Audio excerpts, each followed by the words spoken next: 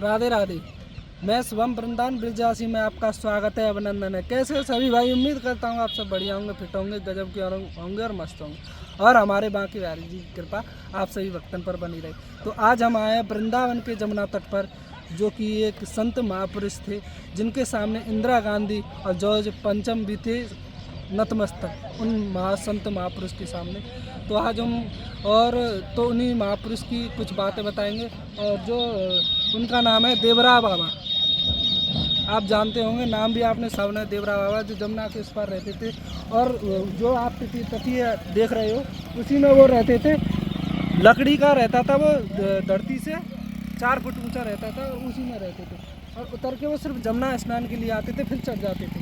फिर वो संध्या तक, शाम तक उतरते नहीं थे, रात्रि में वहीं सो जाते थे।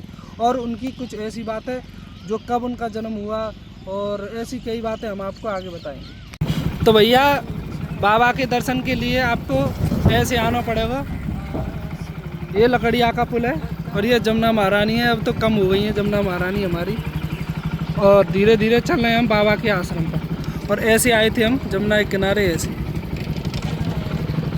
ये सुंदर दृश्य भैया वृंदावन धाम का। जय हो राधा रानी, जय बिहारी जी की।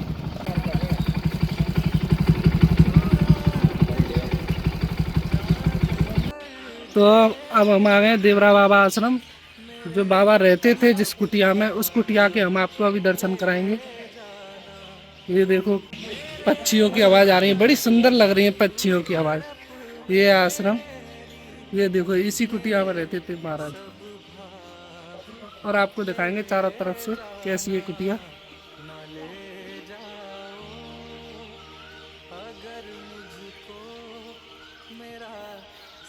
ये देखो, थोड़ा शाम का वक्त हो गया है, थोड़ा अंधेरा हो गया है, तो इस वजह से कुछ दिख नहीं रहा है।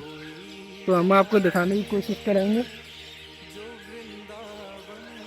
ये देखो, ऐसी कुटिया में ऐसे ऊपर रहा करते थे महाराज जी, और सीढ़ियों के रास्ते से वो ऊपर जाया करते थे, और इसी जगह पर रहा करते थे। यहीं जमुना जी के किनारे, यहाँ देखो, ये रही जमुना जी। यहीं जमुना जी के किनारे वो नहाया करते थे, ये रही जमुना महारानी, और यहीं वो रहा करते थे। ऐसे दिखते थे देवरा बाबा, और हम आपको आगे दिखाएंगे। तो अभी हम ऊपर और चलते हैं, और ऊपर देखते हैं ऊपर जो असलियत में जो उनकी कुटिया थी वो कैसी दिखती थी, हम आपको और दिखाते हैं।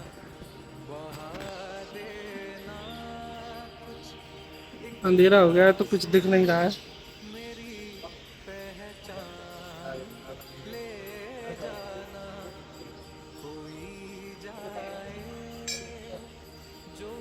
ऐसे रहते थे बाबा, और ऐसे ही आशीर्वाद दिया करते थे।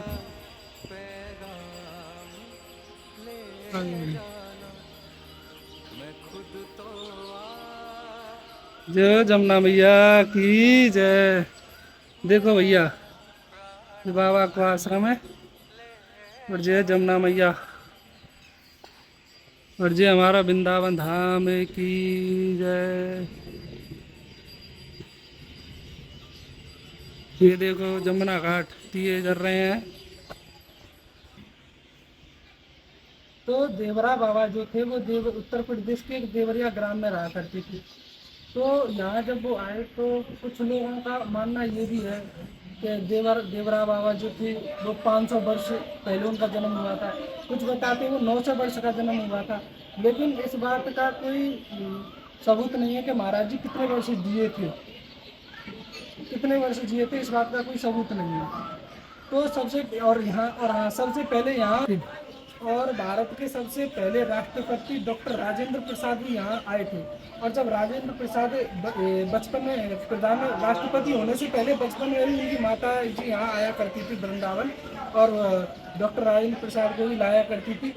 तब बचपन में जब वो आया करते थे, तो जब फिर वो राष्ट्रपति, उन्होंने एक आशीर्वाद भी दिया था देवरा बाबा ने, उनकी माता से कहा था कि एक दिन ये तुम्हारा पुत्र भारत का संचालन करेगा। तब वो राष्ट्रपति हो गए। फिर वो राष्ट्रपति होने के बावजूद ही फिर वो उनके दर्शन करने आए देवरा बाबा के। तो फिर उनकी साथ जी ने एक बढ़िया जवाब दिया। तो उन्होंने कहा था कि मैंने बचपन में जैसे बाबा दिखे थे, आज भी बाबा ऐसे की ऐसे, उनमें कोई परिवर्तन नहीं आया है। तो इसका मतलब ये है कि कुछ लोगों का यही मानना है कि कितने वर्ष जिए इसका कोई प्रमाण नहीं है, लेकिन हमारा मानना यही है कि हम ब्रजवासी हैं, वृंदावन धाम के हैं, तो महाराज जी बिल्कुल 900 वर्ष के होंगे, क्योंकि यहाँ संतों का एक मेला सा होता है, कोई ना कोई संत लीला करता है। जब एक भारत में जब एक बार आपातकाल पड़ा था तो इंदिरा गांधी को बहुत बुरी तरह से हार मिली थी। तब इंदिरा गांधी महाराज जी से आशीर्वाद लेने आई देवरा बाबा से, तो देवरा बाबा ने ऐसे करके हाथ कर दिया, तो उसको लगा के देवरा बाबा ने आशीर्वाद दे दिया। तब से ही इंदिरा गांधी ने अपनी पार्टी का चुनाव चिन्ह हाथी रख लिया कांग्रेस का।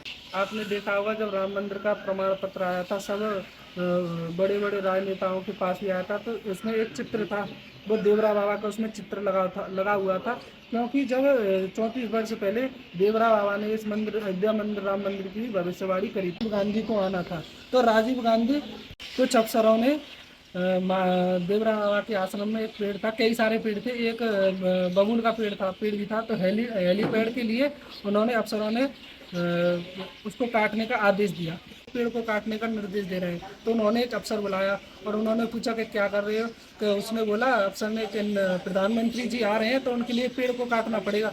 तो उन्होंने बोला क्यों काटना पड़ेगा, तुम प्रधानमंत्री को बुलाओगे, प्रशंसा तुम्हें मिलेगी, नाम प्रधानमंत्री का होगा, लेकिन तो बाबा ने कहा पेड़ नहीं काटा जाएगा।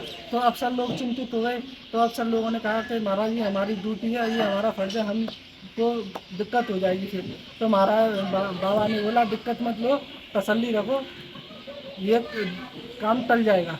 तो 2 घंटे बाद ही खबर आती है कि राजीव गांधी प्रधानमंत्री जो थे उनका रेडियोग्राम चेंज हो गया।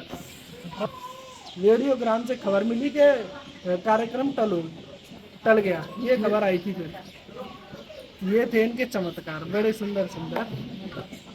और महाराज जी की समाधि जो है वो यही है, और सन 1990 में 19 मई 1990 में महाराज जी ने एकादशी के दिन अपनी समाधि दी।